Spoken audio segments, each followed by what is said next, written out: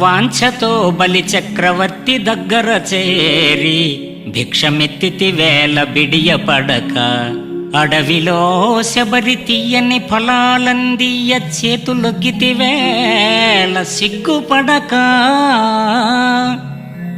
వేట్కతో వేవేగ విదురునింటికి నేగి విందుగొంటివదేమి వెలితి పడక, అటుకులల్పము కుచేలుడు గడించుక తేరబొక్క సాగితివేల లెక్కగొనక, భక్తులకు నీవు పెట్టుట భాగ్యమౌనో వారి నాశించితివి తిండి వాడవగుచో.